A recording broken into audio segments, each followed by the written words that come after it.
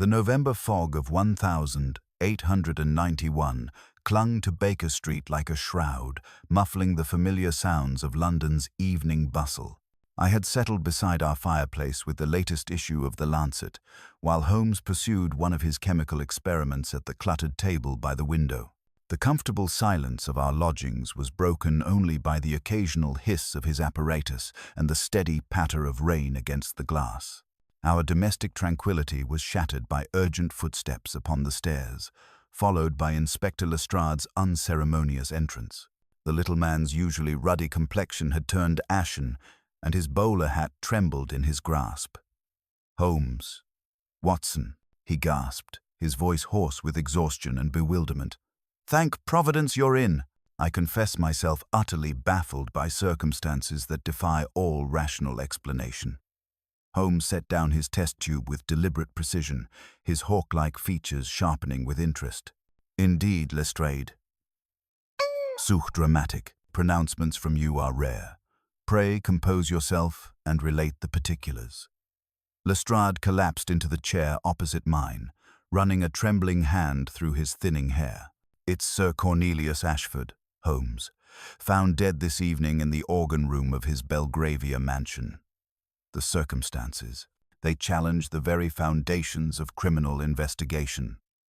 Sir Cornelius Ashford was known to us by reputation, a wealthy recluse and passionate devotee of classical music, famous for the magnificent pipe organ that dominated an entire wing of his townhouse.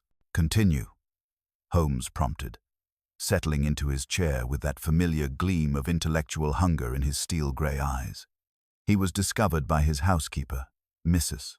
Whitmore. When he failed to appear for dinner," Lestrade began, his voice dropping to an almost conspiratorial whisper. "The organ room was locked from the inside, Holmes, every window latched, every entrance secured. Yet there he lay, slumped over, the keyboard, stone dead. The cause of death?" I inquired, my medical training asserting itself. "That's the devil of it, Doctor. No wounds, no signs of struggle, no poison detected in the preliminary examination. Doctor, Pemberton suggests heart failure brought on by extreme terror." The man's face was frozen in an expression of absolute horror, his eyes wide and staring, as if he'd witnessed something unspeakable. Holmes steepled his fingers beneath his chin. "You mentioned the room was locked from within. What of the key?" "Found it clutched in Sir Cornelius's left hand," Lestrade replied, shuddering slightly. "But here's what troubles me most, Mrs. Whitmore swears she heard music until nearly 9 o'clock, then a single discordant chord that she described as the cry of a tormented soul. After that, silence." "Most intriguing," Holmes murmured. "What physical evidence remains at the scene?" Lestrade consulted his notebook with shaking fingers. "Several peculiarities, Holmes. A music stand bore a sheet of composition paper with fresh ink corrections in an unfamiliar hand. 2 candles near the organ's swell box had burned unusually low. Their wax pooled in strange patterns. Most curious of all, we found a small door within the organ case itself, barely wide enough for a man standing slightly ajar. "And this door leads where?" "To a narrow maintenance passage between the pipes, Holmes. But here's the rub, it opens only into the organ's interior mechanism. No exit save back into the room itself." Holmes rose abruptly, his eyes blazing with that familiar fire of intellectual challenge. "Lestrade, you have brought me a most stimulating puzzle. A man dies of apparent fright in a sealed chamber, yet leaves evidence of another's presence. The game, as they say, is afoot." "But Holmes," Lestrade protested, "how can we investigate a crime that appears to have no perpetrator? The staff accounts for everyone's whereabouts. No one entered or left that wing of the house." "My dear Inspector," Holmes replied, reaching for his coat and magnifying glass, "in my experience, the impossible merely requires a different perspective. Watson, I believe our evening has taken a most interesting turn. We have a phantom to unmask in Belgravia." As we prepared to venture into the fog-shrouded night, I could not shake the feeling that we were about to confront a mystery that would test even Holmes's extraordinary deductive powers. The shadow inside the organ room awaited us, and with it, secrets that would challenge everything we thought we knew about the possible and impossible. The hansom cab clattered through the gaslit streets toward Belgravia, carrying us toward what would prove to be one of our most perplexing cases. The hansom cab clattered through the fog-shrouded streets toward Belgravia, our breath misting in the chill November air. Holmes sat in contemplative silence beside me, his sharp profile etched against the flickering gaslight that penetrated our vehicle's interior. I recognized the familiar signs of his mind working at full capacity, the slight furrow of his brow, the occasional drumming of his long fingers against his knee. "Watson," he said suddenly, breaking the rhythmic clatter of hooves on cobblestone. "Observe our driver's left hand as he manages the reins." I peered forward through the cab's small window, noting the man's grip. "It appears steady enough, Holmes." "Indeed, but notice the faint discoloration on his knuckles' iodine stains, I should say, combined with the sawdust clinging to his boots and the fresh bandage visible beneath his glove. I deduce our worthy cabman spent his morning assisting a carpenter, likely earned a small injury for his troubles, and treated it himself with proper antiseptic. A practical man, Watson, who takes care of himself." "Remarkable," I murmured, though I had long ceased to be truly surprised by such demonstrations. "The point, my dear fellow. Smallest details often reveal the largest truths. At Sir Cornelius Ashford's mansion, we must observe everything, for in a locked-room mystery, the impossible becomes possible only through the most careful attention to what others dismiss as insignificant." Our cab drew to a halt before an imposing Georgian townhouse on Chester Square. Even through the evening fog, I could discern the unusual eastern wing that jutted from the main structure, clearly a later addition designed to accommodate the famous organ chamber.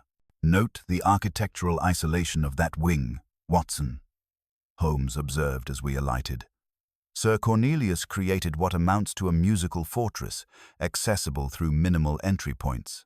Privacy, it seems, was paramount to his artistic endeavors." Inspector Lestrade met us at the front entrance, his nervous energy palpable. "Holmes, thank Providence you've arrived. The household staff awaits in the morning room. Though I confess, the atmosphere grows more unsettling with each passing hour."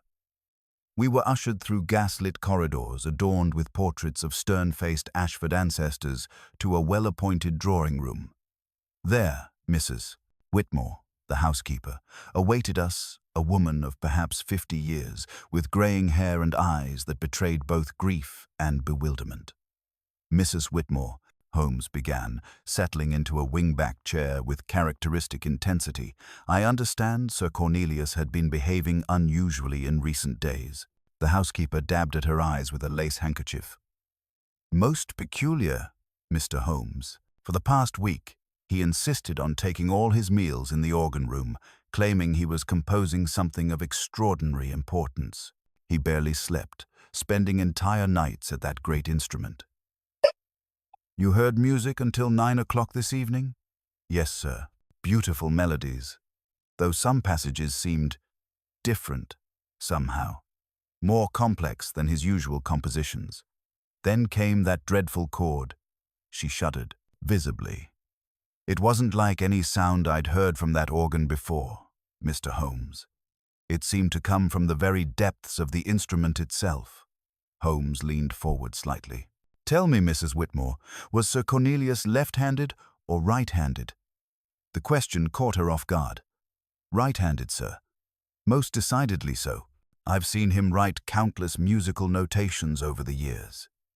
Holmes exchanged a meaningful glance with me, and this time I grasped the significance immediately. "The key," Holmes Lestrade said it was found in his left hand. "Precisely, Watson. Why would a dying man, in his final moments, clutch a key in his weaker hand?" Holmes rose with that familiar air of suppressed excitement. "Unless, of course, someone placed it there after death, someone who failed to consider such details in their haste to create a convincing scene. Mrs. Whitmore gasped. "You mean someone else was there?" "The evidence suggests as much, madam. Your master's death was no natural occurrence, however mysterious it may appear." Holmes turned to Lestrade. "Inspector, I believe it is time we examined the organ room itself. The scene awaits, and with it, the first threads of what promises to be a most intricate tapestry of deception." As we prepared to leave the morning room, Holmes paused at the doorway. "One final question, Mrs. Whitmore. Has anyone else had access to the organ recently? Tuners, maintenance personnel?" "No one, sir. Sir Cornelius maintained that instrument himself. He was quite obsessive about it, claiming that only he understood its unique temperament."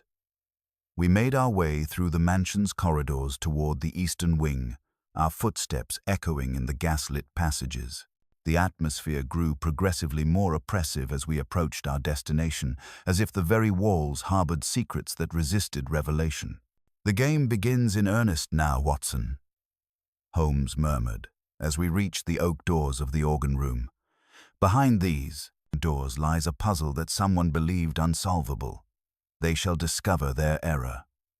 The heavy oak doors swung open with a low groan, revealing a chamber that seemed to exhale the very essence of mystery. The organ room stretched before us like a cathedral nave, its vaulted ceiling disappearing into gaslit shadows above the magnificent instrument that dominated the far wall. Hundreds of pipes, ranging from pencil-thin to massive columns, rose in gleaming ranks of pewter and brass, creating a metallic forest that seemed to whisper secrets in the flickering light.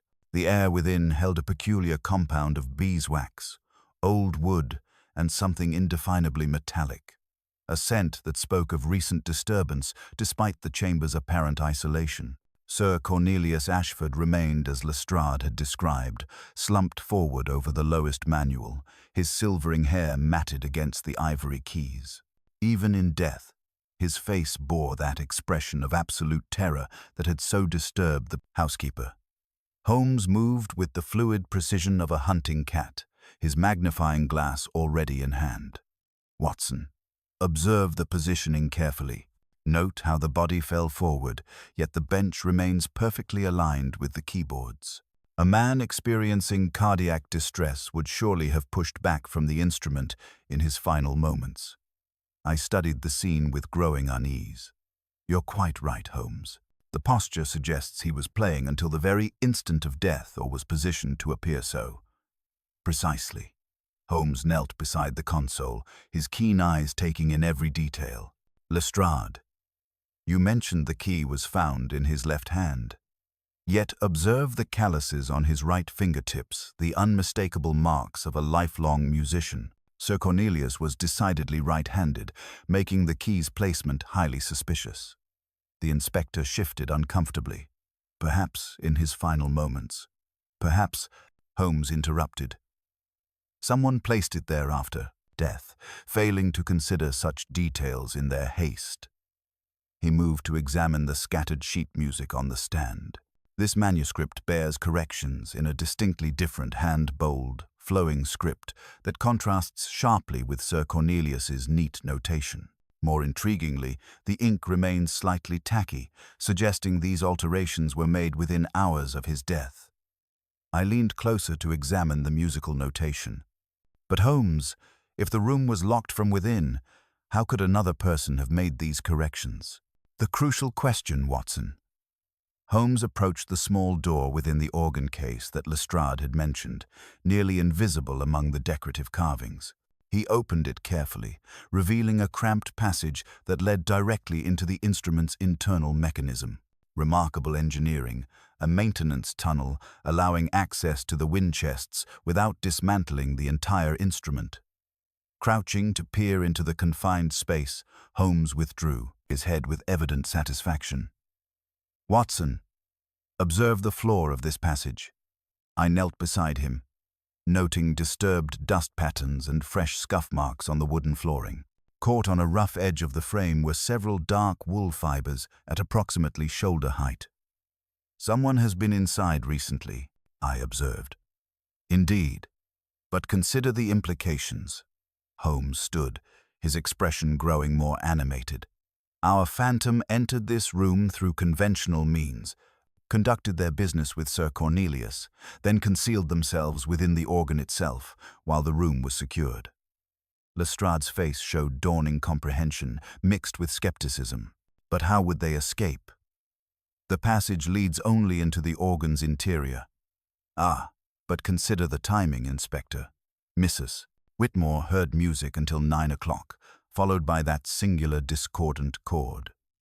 Our hidden visitor waited within the organ until the household retired, then emerged to complete their deception." Holmes moved toward the two candles, their wax pooled in strange, asymmetrical formations. "These candles burned in a consistent draft." Watson noticed the irregular melting pattern. "Yet this room has no open windows, no obvious source of moving air." His eyes turned toward the massive pipes. "Unless the instrument itself was generating airflow through its operation." The implications struck me immediately. Someone was playing the organ while hidden within its mechanism. The evidence suggests precisely that scenario. Holmes examined the music stand more closely, noting a faint smudge of the same dark substance he'd found on the organ stops. Our phantom was not merely concealed, they were actively participating in Sir Cornelius's final performance. He straightened, his steel-gray eyes gleaming with that familiar fire of intellectual challenge. "We are dealing with someone who understands both the mechanical intricacies of this instrument and the psychological vulnerabilities of its owner. The question now becomes, who possessed such intimate knowledge of Sir Cornelius's habits and this remarkable organ?" As we prepared to leave the chamber, Holmes paused at the threshold. "The game grows more intriguing by the moment, Watson. Our phantom may believe they've committed the perfect crime, but they've left a trail that leads inexorably toward the truth." Holmes did not immediately abandon the organ chamber. He moved with deliberate precision behind the console, his keen eyes cataloging every detail that others might dismiss as insignificant. With his magnifying glass, he examined a faint smudge on the uppermost manual's oak rail, a crescent-shaped mark where fabric had displaced accumulated dust. "Someone leaned heavily here, Watson," he observed, his voice barely above a whisper. "Note the height our phantom was tall or possessed unusually long arms." His attention shifted to the Vox Humana stop, where a dark residue clung to the ivory knob, lampblack mixed with oil, not the sort of substance one associates with a gentleman's evening toilette. Before I could respond, he knelt to examine the pedalboard more closely. "Observe this scratch on the low C pedal, Watson. Fresh, and made by someone unfamiliar with the instrument's compass." Our visitor scraped the ivory with their heel, a telling mistake.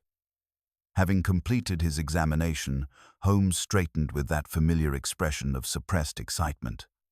"Come, Watson, the scene has yielded its immediate secrets. Now we require the human element testimony from those who knew Sir Cornelius's habits most intimately." We returned to the morning room, where Lestrade had assembled the household staff. Mrs. Whitmore sat rigidly beside Thomas Hartwell, Sir Cornelius's personal secretary, a thin, nervous man of perhaps 40 years, whose prematurely graying temples spoke of considerable strain. The butler, Graves, maintained his dignified bearing despite the evening's upheaval, while young Thomas, the footman, shifted uncomfortably under our scrutiny.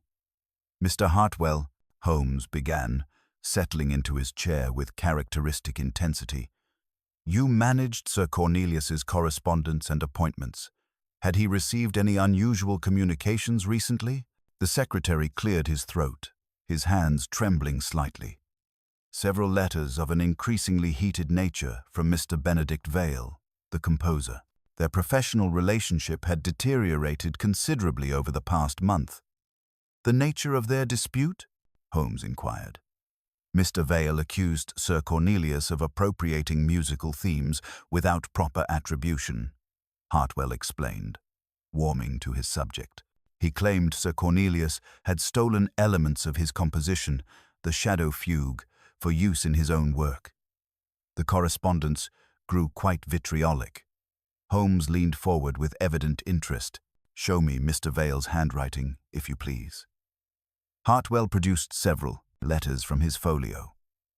The script was bold and expansive, with letters that seemed to cross themselves in their passionate haste. Holmes compared the samples with the corrected manuscript from the organ stand, and even my untrained eye could perceive the similarity in stroke and flourish.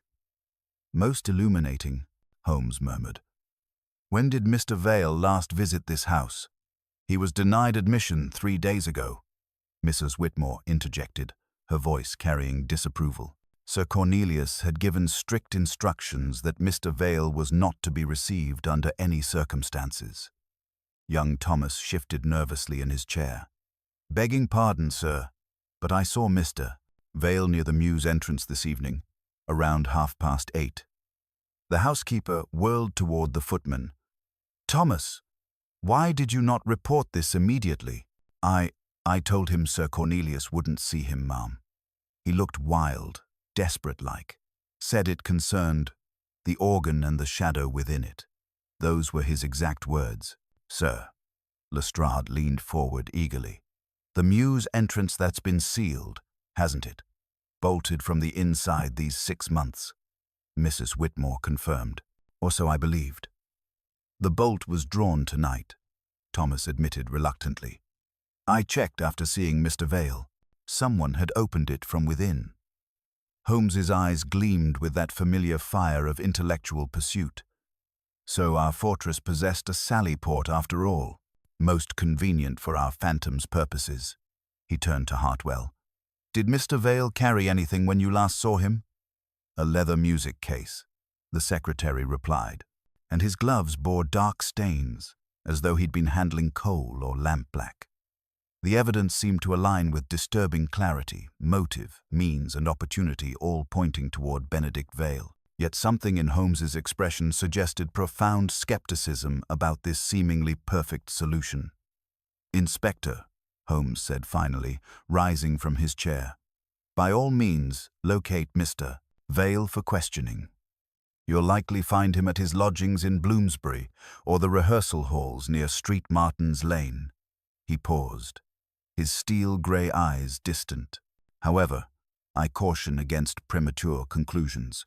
In my experience, when evidence points so clearly in one direction, it often serves to obscure the truth lying elsewhere." "But surely, Holmes," I protested, "the facts speak for themselves." "Facts, Watson, can be arranged as easily as musical notes," he replied cryptically. "Our adversary composes in more than melodies. Tomorrow, we shall test whether Mr. Vale's guilt is genuine or merely another movement in a far more complex symphony of deception." The morning brought not relief but deeper complexity to our investigation. Lestrade arrived at Baker Street before we had finished breakfast, his face bearing the satisfied expression of a man whose theories had found apparent confirmation. "Holmes, Watson," he announced, settling into our sitting room with evident pleasure. "We've located Benedict Vale, precisely where you suggested, lodgings in Bloomsbury." The man was in a highly agitated state, muttering about musical theft and Sir Cornelius's perfidy. Holmes set down his coffee cup with deliberate precision. "And what did Mr. Vale reveal under questioning?" "He admits to being at the Ashford mansion last evening, though he denies entering through the mews," Lestrade continued, consulting his notebook. "Claims he merely peered through the gate, hoping to waylay Sir Cornelius, then departed when a constable appeared. We found compelling evidence in his rooms, gloves stained with lampblack, a music case containing his compositions, and correspondence that grows increasingly vitriolic toward the deceased." Within the hour, we accompanied Lestrade to Vale's modest lodgings near Russell Square. The narrow building exhaled an atmosphere of genteel poverty, its cramped rooms housing the dreams and disappointments of London's artistic community. Vale himself proved to be a gaunt man of perhaps 35 years, with the intense eyes and nervous energy characteristic of the perpetually struggling composer. His rooms revealed the obsessive nature of his work. Manuscript pages covered every available surface. Some scored and rescored until the paper threatened to tear. A small pianoforte dominated one corner, while a leather music case rested beside the hearth as though prepared for hasty departure. "Mr. Vale," Holmes began, his tone surprisingly gentle. "I understand you and Sir Cornelius were once collaborators." Vale's expression shifted from defiance to something approaching grief. "We were friends once, Mr. Holmes. 4 years ago, I painted his portrait, spent weeks at that house, studying his technique, sharing musical ideas. The falling out came later, when success began favoring his compositions over mine." Holmes moved about the cramped space with characteristic precision, noting the arrangement of Vale's workspace, the quality of his ink, the positioning of his manuscripts. "You composed your letters to Sir Cornelius here, by lamplight." "Every bitter word," Vale admitted, "though I begin to wonder if my accusations were entirely just. Artistic influence flows in mysterious currents. Perhaps what I deemed theft was merely inspiration." Lestrade, however, remained focused on more concrete evidence. "These gloves, Mr. Vale, why are they stained with lampblack?" "I use it to reduce glare when copying scores by candlelight," Vale explained, though his voice carried little conviction. "As for last evening, I went to the mansion hoping for reconciliation, not confrontation. When I found the mews gate unbolted, I listened at the door, hearing the organ's voice one final time. That magnificent instrument." He shuddered. It seemed to breathe with a life of its own. Holmes examined Vale's most recent correspondence, comparing the handwriting with samples from the Ashford music stand. The similarity was undeniable, yet something in his expression suggested profound skepticism. "Inspector," Holmes said finally, "the evidence certainly appears compelling. Yet I find myself troubled by its very completeness. In my experience, when clues align so perfectly, they often serve to obscure rather than illuminate the truth." As we prepared to leave, Holmes paused beside Vale's music case, noting its contents with apparent casualness. Yet I observed him palming a small object, a thread of dark wool that had caught on the case's interior lining. "Mr. Vale," Holmes said, his voice carrying an odd note of sympathy, "I fear you may be as much a victim in this affair as Sir Cornelius himself." During our return journey, Holmes remained unusually contemplative. "Watson, consider the curious precision of this evidence. Why would a man clever enough to conceive such an elaborate locked-room mystery leave such obvious traces of his presence? The lampblack on the organ, stops, the handwriting corrections, even his own admission of being at the scene, it suggests either remarkable stupidity or deliberate misdirection. You believe someone else orchestrated Vale's apparent guilt. I believe, Watson, that we are witnessing a performance designed to satisfy our expectations while concealing a far more sophisticated deception." Holmes withdrew the wool thread from his pocket, examining it against the morning light. "Tomorrow, we shall test whether Mr. Vale is truly our phantom or merely another instrument in a more complex composition." The case had taken an unexpected turn, transforming from apparent solution into deeper mystery. Our shadow had revealed its first secrets, but greater deceptions undoubtedly awaited discovery. That evening found Holmes in one of his most restless moods, pacing our sitting room with the nervous energy of a caged panther. The wool thread lay upon his desk beneath the magnifying glass, its dark fibers catching the gaslight like secrets waiting to be revealed. He paused periodically to examine it, his steel-gray eyes reflecting that peculiar intensity that invariably preceded some breakthrough in his reasoning. "Watson," he said suddenly, wheeling about to face me, "we have been approaching this mystery from entirely the wrong direction. We assumed our phantom entered the organ room, conducted their business with Sir Cornelius, then concealed themselves within the instrument. But what if the sequence was precisely reversed? What if our culprit was already hidden within the organ when Sir Cornelius arrived for his evening's work? Before I could respond to this cryptic observation, our landlady's voice announced another visitor. To our surprise, Thomas Hartwell, Sir Cornelius's secretary, entered our rooms in a state of considerable agitation. His usual nervous demeanor had intensified to near panic, his hands trembling as he clutched a leather portfolio to his chest. "Mr. Holmes, Dr. Watson," he gasped, settling into our client chair with obvious effort. "I fear I may have withheld crucial information. The weight of it has become unbearable, particularly with Mr. Vale under suspicion for a crime I increasingly believe he did not commit." Holmes leaned forward with sharpened attention. "Pray compose yourself, Mr. Hartwell, and relate what troubles you." The secretary's fingers worked at the portfolio's clasps as he gathered his composure. "Sir Cornelius received a most unusual visitor 3 days ago, someone I failed to mention during yesterday's questioning. The encounter left my employer in a state of extreme distress, and he swore me to secrecy regarding the matter." "Indeed? And who was this mysterious caller?" "Dr. Mortimer Blackwood." "The organ builder," Hartwell replied, his voice dropping to nearly a whisper. "He claimed to have discovered serious structural problems within the instrument problems that could prove dangerous if not immediately addressed." Holmes's eyes blazed with sudden interest. "Dangerous? In what manner?"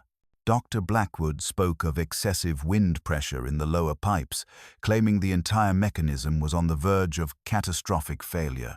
He insisted on immediate access to conduct emergency repairs, but Sir Cornelius refused. Their argument grew quite heated, I heard, raised voices from the organ room for nearly an hour.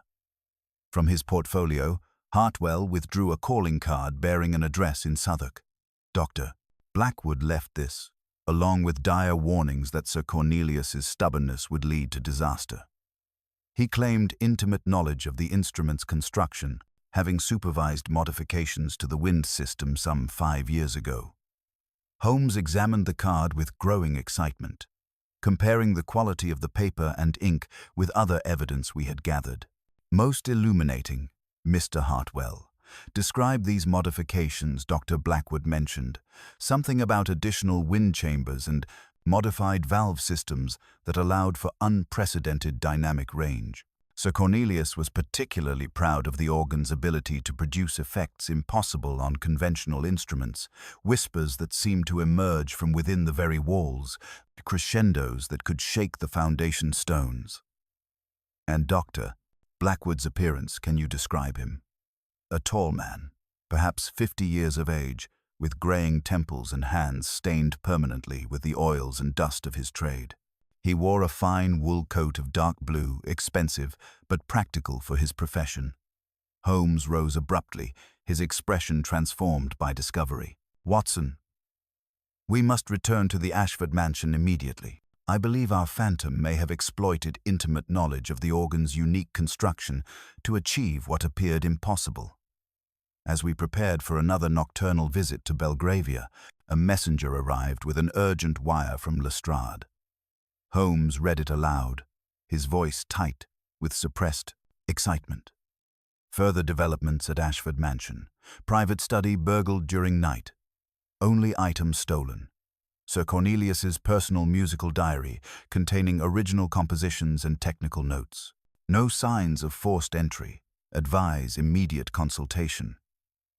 "The plot thickens considerably, Watson," Holmes observed, pocketing the telegram. "This is no longer merely about revenge or artistic jealousy.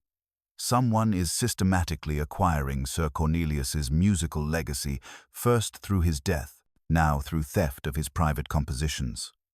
During our journey through the fog-shrouded streets, Holmes outlined his emerging theory. "Consider the sequence, Watson. Dr. Blackwood, with his intimate knowledge of the organ's construction, could have concealed himself within the instrument before Sir Cornelius's evening practice. The modified wind system he described would provide perfect acoustic camouflage for movement within the mechanism. But how could he have caused Sir Cornelius's death from within the organ? That, my dear fellow, is precisely what we shall determine through careful experimentation. The organ itself may have been the murder weapon, not merely a hiding place, but an instrument of terror so profound it could stop a man's heart. As our hansom drew up before the Ashford mansion, Holmes's expression had acquired that familiar gleam of intellectual pursuit. "Our phantom is taking shape at last, Watson, but the true horror of Sir Cornelius's death remains concealed within the mechanical heart of his beloved instrument. Tonight, we shall force the shadow inside the organ room to reveal its true nature." The game had entered a new and more dangerous phase, one that would test not only our deductive abilities, but our understanding of the relationship between man and machine, between art and its deadly potential. The Ashford mansion stood shrouded in deeper shadows than our previous visit, its windows dark save for the flickering gaslight that marked Lestrade's presence within. The inspector met us at the entrance with evident frustration etched across his weathered features, the night's additional mysteries having strained his already overburdened mind. "Holmes, this burglar possessed intimate knowledge of the house's layout," he reported as we entered the foyer. "They bypassed valuable silver and artwork, proceeding directly to Sir Cornelius's private study. The lock shows no signs of tampering, yet only the musical diary and original compositions were taken. The violated study revealed the methodical nature of the intrusion. Books remained undisturbed on their shelves, yet the desk had been systematically searched. Holmes moved through the space with characteristic precision, his magnifying glass catching details that others might dismiss as insignificant. "Observe the dust patterns, Watson," he murmured, kneeling beside the opened safe. "Our burglar wore gloves. Note the absence of fingerprints, yet left fabric impressions on the desk's leather inlay. Dark wool, consistent with a gentleman's winter coat." He discovered a fragment of sealing wax lodged in the carpet's weave, still bearing the impression of Sir Cornelius's personal seal. Someone opened correspondence here, someone who possessed items that Sir Cornelius had sealed personally. Before we could fully digest these implications, young Thomas appeared in the doorway, his face pale with anxiety. "Begging pardon, gentlemen, but there's something you should know about Dr. Blackwood's visit 3 days ago." Holmes turned with sharpened attention. "Continue, Thomas." After his argument with Sir Cornelius, Dr. Blackwood didn't leave immediately. I saw him speaking privately with Mr. Hartwell in the morning room seemed quite urgent, like they was old acquaintances. The revelation struck us like a physical blow. Holmes's expression darkened with the realization that we had been manipulated from the investigation's very beginning. "Watson, we have been pursuing shadows while the true criminals consolidated their position. Hartwell has been orchestrating our investigation from its inception, feeding us carefully selected truths while concealing his own involvement." We returned immediately to the organ room, where Holmes began demonstrating the true horror of Sir Cornelius's death. "Observe these rarely used stops, Watson the Thunder, the Vox Diabolica, the tremulant. Combined with Blackwood's modifications to the wind system, they could create effects far beyond mere music." He indicated the auxiliary wind channels at the room's cornice. Blackwood's custom modifications included additional wind chambers that could generate unprecedented air pressure. Hidden within the organ's maintenance passage, he could have waited for Sir Cornelius to begin playing, then unleashed a sonic assault, a terrifying cacophony designed to induce absolute terror.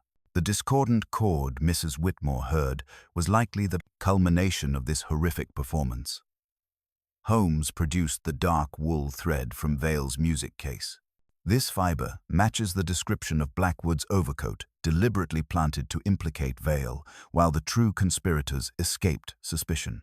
Hartwell's access to Sir Cornelius's private papers, his knowledge of household routines, his ability to move freely throughout the mansion all provided perfect cover for systematic theft of his employer's musical legacy. The scope of the deception became clear as Holmes outlined their methodology. They have been appropriating Sir Cornelius's work for months, perhaps years. Hartwell, as secretary, could subtly alter compositions, while Blackwood provided technical innovations that Sir Cornelius unknowingly incorporated. When Sir Cornelius discovered their deception, they silenced him using the very instrument he loved most. Holmes's eyes gleamed with that familiar fire of intellectual pursuit. But they have made one crucial error. Watson. Having stolen the diary, Blackwood believes his work complete. Yet, to establish legitimate claim to the innovations within it, he must present proof publicly. We shall provide him with the perfect stage. He turned to Lestrade with decisive authority. Inspector, we shall announce that a detailed analysis of Sir Cornelius's final compositions will be presented to the Royal Academy of Music tomorrow evening. The stolen diary, without context, is merely a collection of papers. Blackwood will need to be present to interpret and present his claim. His intellectual vanity will not allow him to resist the opportunity to claim his rightful place in musical history. As Holmes finished speaking, the silence in the organ room seemed to press in upon us, heavy with anticipation. The massive instrument, which had served as both sanctuary and tomb for Sir Cornelius, now stood poised to become the stage for its creator's downfall. The shadow inside the organ room had revealed its true nature, not supernatural presence, but human greed and betrayal, clothed in professional respectability. The game had entered its final movement, and Holmes had set the stage for our adversary's ultimate exposure. The following day was spent in meticulous preparation, with Holmes orchestrating his trap with that peculiar blend of theatrical flair and scientific precision that so often marked his most successful stratagems. By noon, carefully worded notices had appeared in the musical journals, announcing a private colloquium at the Royal Academy of Music to examine recently recovered fragments of Sir Cornelius Ashford's final compositions and technical innovations. The bait is cast, Watson, Holmes observed, sealing the final invitation with evident satisfaction. Our adversaries must believe that Sir Cornelius's stolen diary will soon be authenticated by others. Only by presenting their own evidence can they establish primacy over his innovations. I accompanied Holmes on a reconnaissance mission to Blackwood's workshop in Southwark, where Holmes had transformed himself into a modest clerk from a music publishing house. The narrow establishment exhaled the distinctive aromas of seasoned wood, beeswax, and metal polish that spoke of fine craftsmanship. Blackwood himself appeared precisely as Hartwell had described, tall, distinguished, with permanently stained fingers that betrayed his profession. Holmes, maintaining his disguise flawlessly, spoke of the evening's presentation and the Academy's intention to attribute certain technical innovations solely to the late Sir Cornelius, unless the true craftsman wished to clarify the historical record. The effect was immediate and profound. Blackwood's professional pride flared visibly, his composure cracking as he contemplated others receiving credit for his mechanical genius. "Clarify the record?" Blackwood repeated, his voice tight with suppressed indignation. "My dear sir, accuracy in such matters is paramount. These innovations required intimate knowledge of wind pressure dynamics and harmonic resonance that few possess." As we departed, Holmes's eyes gleamed with satisfaction. "He will come, Watson, and he will bring evidence to support his claims, evidence that can only have been obtained through theft and murder." The Academy's recital hall provided the perfect stage for our drama. Lestrade had positioned plainclothes constables at strategic points, while the assembled audience, music critics, professors, and patrons created an atmosphere of scholarly respectability that would appeal to Blackwood's vanity. Hartwell arrived first, his nervous energy barely contained as he surveyed the gathering. His leather portfolio appeared substantially thicker than during our previous encounters, confirming Holmes's theory about the systematic theft of Sir Cornelius's work. Blackwood followed shortly after, his imposing figure cutting through the crowd with the confidence of a man who believed himself beyond suspicion. Holmes took the podium with characteristic authority, speaking eloquently of Sir Cornelius's final innovations and the tragic loss of his private diary. "These technical advances," he announced, "represent a revolutionary integration of mechanical engineering and musical composition. However, without the original documentation, we can only speculate about the precise methods employed." The calculated ambiguity had its intended effect. Blackwood shifted restlessly in his seat, his professional pride warring with the caution that should have kept him silent.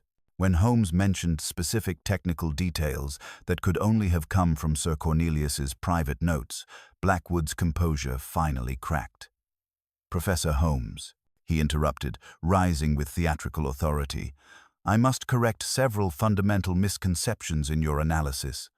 The wind chamber modifications you describe were my own innovations, implemented during restoration work 5 years past." Holmes had him now.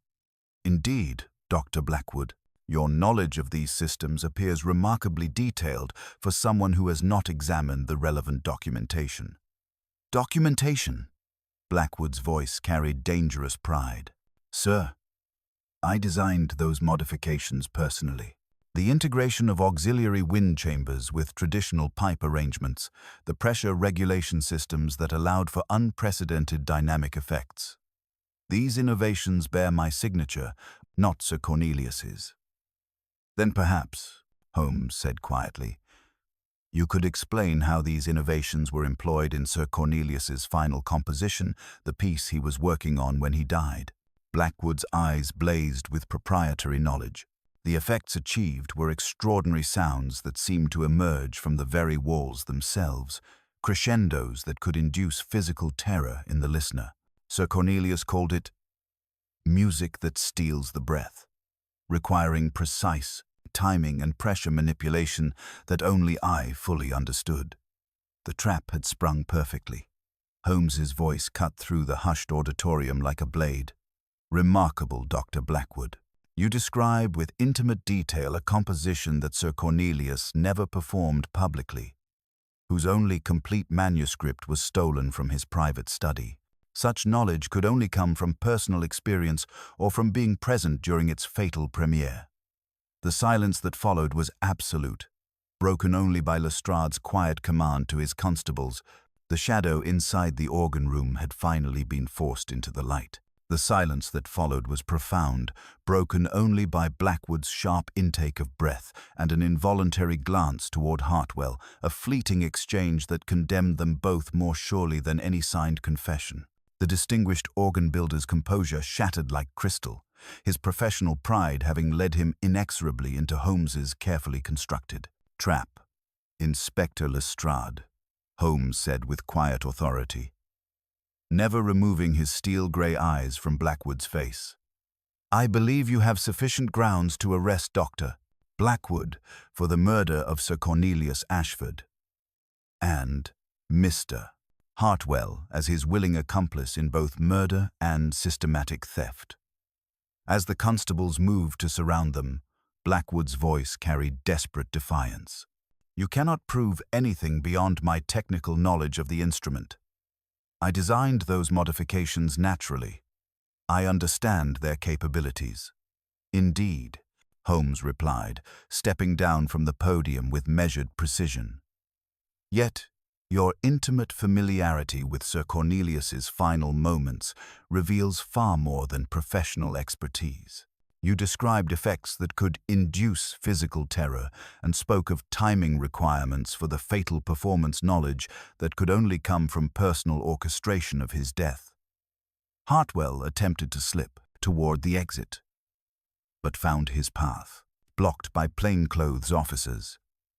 His nervous energy had transformed into barely controlled panic. The leather portfolio clutched against his chest like a shield. Holmes turned his attention to the secretary with evident satisfaction. "Mr. Hartwell, your role was perhaps more crucial than your partner's. As Sir Cornelius's trusted confidant, you possessed intimate knowledge of his habits, his schedule, his private correspondence. You knew precisely when he would be alone in the organ room, when the household would retire, when your confederate could enter undetected through the mews entrance you had so conveniently left unbolted. The secretary's composure finally cracked completely. "He was stealing from us," he burst out, his voice breaking with years of suppressed resentment. "Dr. Blackwood's innovations. My administrative genius, Sir Cornelius, claimed credit for everything while we received mere wages." Holmes nodded with grim satisfaction as the truth emerged. Systematically copying Sir Cornelius's work for months, preparing to establish your own claims to his innovations. But when he discovered your theft, more drastic measures became necessary. The detective's voice carried clearly through the hushed auditorium as he began his methodical exposition. The murder itself was a masterpiece of mechanical precision wedded to psychological manipulation. Dr. Blackwood, concealed within the organ's internal maintenance passages, waited until Sir Cornelius was deeply engrossed in his evening's composition. Then, using his specialized knowledge of the modified wind system, he unleashed not music, but a carefully orchestrated assault of terrifying sounds. Holmes gestured toward the assembled crowd, his explanation taking on the character of a scientific demonstration. The auxiliary wind chambers Dr. Blackwood had installed 5 years earlier were designed to create unprecedented dynamic effect. In his hands, they became instruments of terror pressure blasts, tremulant vibrations, and discordant combinations timed to coincide with Sir Cornelius's performance. The cry of a tormented soul, Mrs. Whitmore heard, was the culmination of this sonic assault, designed to convince the victim that his beloved instrument was turning against him. Sir Cornelius, a man of delicate sensibilities and profound musical passion, was subjected to an auditory horror beyond imagination. The sudden, overwhelming cacophony, coupled with his fear of mechanical failure and the presence of an unseen tormentor, triggered the cardiac event that ended his life. Blackwood struggled against his restraints, his professional vanity reasserting itself even in defeat. "We never intended murder. The plan was merely to demonstrate the organ's capabilities, to force acknowledgement of our contributions." Holmes replied coldly, "But faced with an unintended corpse, you were forced to improvise. You positioned the body to suggest natural death during performance, placed the key in his left hand, forgetting that Sir Cornelius was decidedly right-handed, and prepared your elaborate misdirection to implicate Benedict Vale." The detective's voice grew more intense as he detailed their deception. The corrected manuscript bearing Vale's handwriting, the lamp-black traces on the organ stops, the convenient testimony placing him near the scene, all carefully orchestrated to deflect suspicion while you consolidated your theft of Sir Cornelius's musical legacy. As Lestrade led the prisoners away, Holmes turned to address the stunned audience with characteristic understatement. "Ladies and gentlemen, I trust this evening's demonstration has adequately resolved the mystery of Sir Cornelius Ashford's final composition. The shadow inside the organ room has been revealed, not supernatural presence, but human ambition corrupted into deadly purpose. The case that had begun with an impossible locked room had resolved into a tale of professional jealousy, systematic theft, and ultimately, murder by musical innovation. A crime as complex and precisely orchestrated as the instrument that enabled it." The Academy's recital hall gradually emptied as the evening's extraordinary revelations settled into the minds of the assembled witnesses. Lestrade's constables efficiently processed the prisoners, while Holmes remained briefly at the podium, fielding questions from music critics and professors who struggled to comprehend how their refined art had been transformed into an instrument of murder. Benedict Vale approached us as the crowd dispersed, his gaunt features bearing profound relief mixed with lingering bewilderment. "Mr. Holmes, I cannot adequately express my gratitude. Had you not seen through their deception, I would surely have faced the gallows for a crime I could never have conceived." Holmes regarded the composer with characteristic directness, his voice carrying an unusual note of sympathy.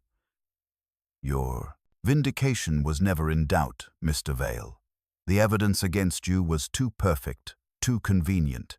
In my experience, genuine criminals rarely leave such obvious traces. They are either far more careful or far more careless than your supposed guilt suggested. Vale removed his hat and bowed with wordless gratitude that struck me deeply. Holmes, with that singular courtesy he commanded when confronting wounded pride rather than wickedness, walked a few steps with the composer.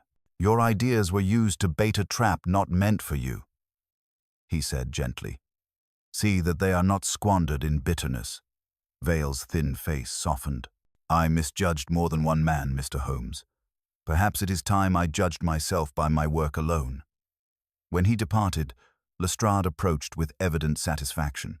"Holmes, without your insight, we would have hanged an innocent man while the true culprits escaped entirely. The complexity of their deception exceeded anything in my experience. The criminal mind, Lestrade, often possesses the same qualities that distinguish genius in legitimate pursuits: imagination, precision, and the ability to perceive connections that escape ordinary observation. Blackwood and Hartwell's tragedy was not their intelligence, but their inability to channel it toward constructive ends. We returned that same evening to the organ room for final verification. The chamber seemed less sanctuary than crime laid bare. At Holmes's direction, I lit the same 2 candles and positioned them precisely where they had stood during Sir Cornelius's final performance. Holmes opened the swell shutters incrementally and drew the stops. Blackwood had modified the tremulant, the thunder, the vox humana. A low vibration began, scarcely audible at first, then grew until the very air trembled. The candle flames wavered toward the pipes in nervous bows, their wax pooling in those familiar asymmetrical patterns we had observed initially, and from a draught, but from the organ's mechanical breath. Blackwood could alter pressure in the auxiliary chambers to create these effects without touching the manuals. He crouched at the maintenance door, indicating the scuffed boards and wool fibers still caught at shoulder height. Our phantom waited here, listening to Sir Cornelius find his musical theme. At the chosen moment, he engaged those prepared combinations, timing pressure surges to strike when the harmonies were most vulnerable. Holmes moved to the console, his analysis growing more animated. The resulting discord was no careless blunder, but calculated terror sounds that seemed to emerge from the instrument's very soul, crescendos designed to induce physical horror. Sir Cornelius, a man of delicate sensibilities and profound musical passion, was subjected to auditory nightmare beyond imagination. During our return to Baker Street, Holmes reflected on the case's broader implications. "Watson, we witnessed something more disturbing than simple murder for gain. These men possessed genuine talent. Blackwood's innovations were remarkable, Hartwell's organizational abilities considerable, yet professional jealousy transformed their gifts into instruments of destruction." Back in our familiar sitting room, Holmes settled into his chair with evident weariness. The intellectual excitement had given way to contemplation of human cost. 3 lives destroyed by artistic ambition corrupted, Watson. Sir Cornelius dead. Blackwood and Hartwell facing the gallows. Vale's reputation permanently scarred despite vindication. Holmes rose and moved to the window, gazing at the quiet street below. The most troubling aspect is how easily professional collaboration became criminal conspiracy. Legitimate relationships perverted to deadly purpose. The shadow inside the organ room was not supernatural, but perhaps more frightening. The darkness existing within seemingly civilized souls. He retrieved his pipe, settling back with renewed composure. Still, the case provided interesting technical challenges. The locked room mystery, the acoustic weapon, the systematic misdirection, all elements requiring careful observation and logical deduction to unravel. As Holmes began preparing his tobacco, the familiar ritual marked transition from one case to whatever mysteries awaited our attention.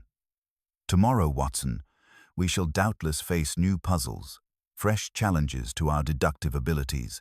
The criminal mind never rests, and neither, therefore, can those who oppose it. The shadow inside the organ room had been banished, yet its implications would linger, a reminder that the greatest mysteries often lie not in supernatural phenomena, but in the complex motivations driving seemingly ordinary individuals toward extraordinary evil. The morning papers of the following week devoted considerable space to what they termed the Ashford organ mystery, though their sensationalized accounts bore little resemblance to the methodical investigation that had unraveled the truth. Dr. Mortimer Blackwood and Thomas Hartwell faced trial at the Old Bailey, where the evidence Holmes had so carefully assembled proved overwhelming. Both men confessed fully, their professional pride ultimately compelling them to claim credit even for their crimes. The judge's sentence of death was later commuted to transportation, acknowledging that Sir Cornelius's actual demise, while deliberately induced, had not been their intended outcome. Holmes spent the morning after the trial's conclusion examining the physical evidence one final time, his magnifying glass moving methodically over the wool fibers we had collected.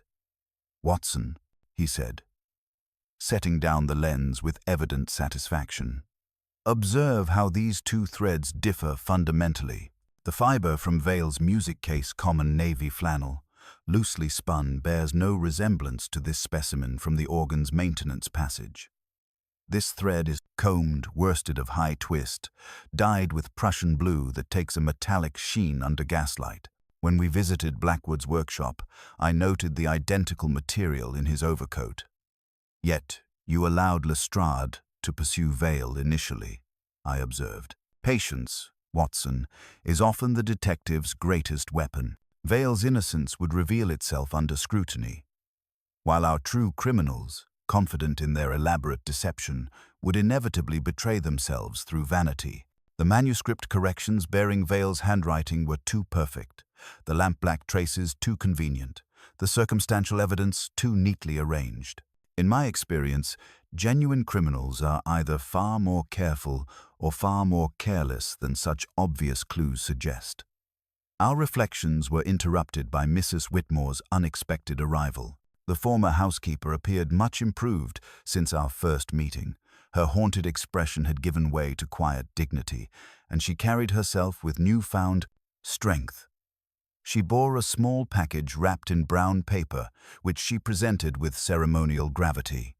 "Mr. Holmes, Dr. Watson," she began, "I've come to express the household's gratitude.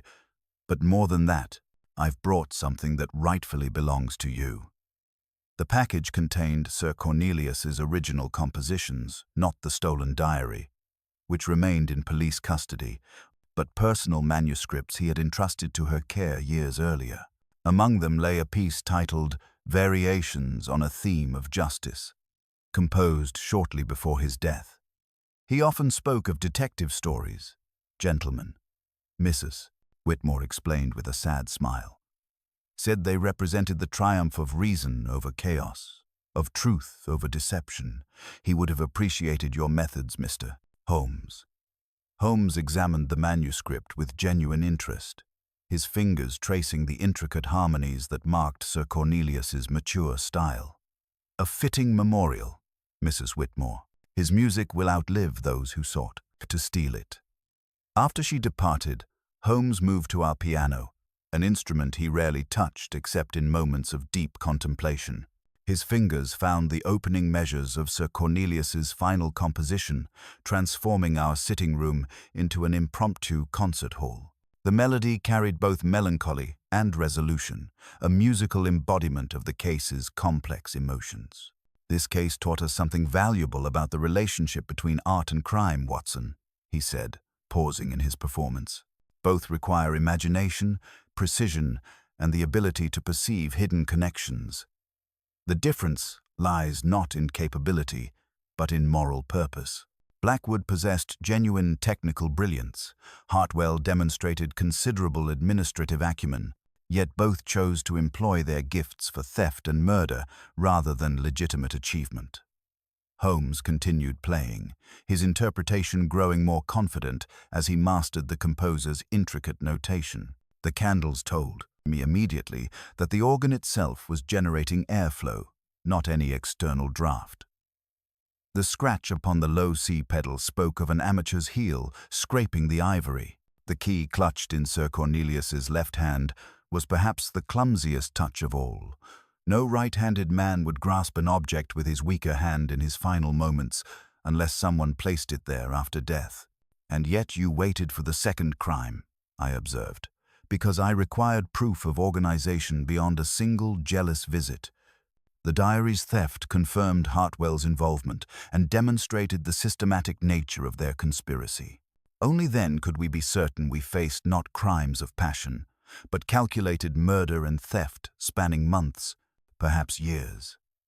The afternoon light filtering through our windows caught the dust motes dancing above the piano keys, creating patterns that reminded me of those candle flames in the organ room. Holmes concluded the piece with a flourish that would have impressed its composer.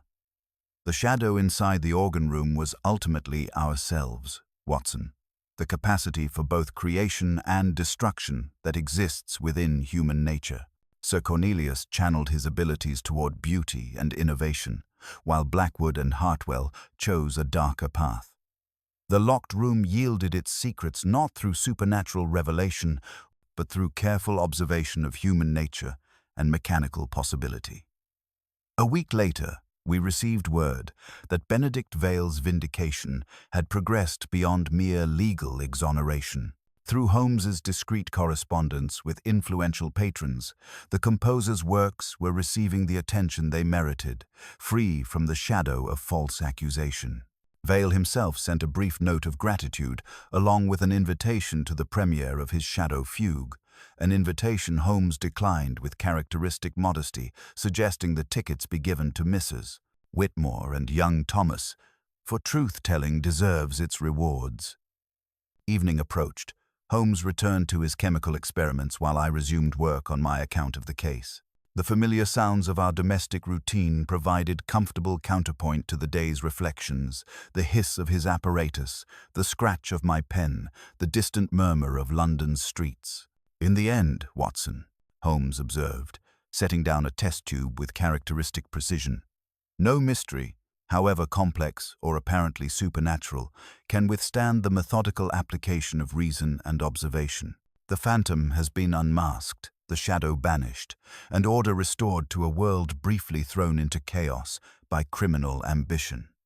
The case of the shadow inside the organ room had concluded, but its lessons would inform future investigations.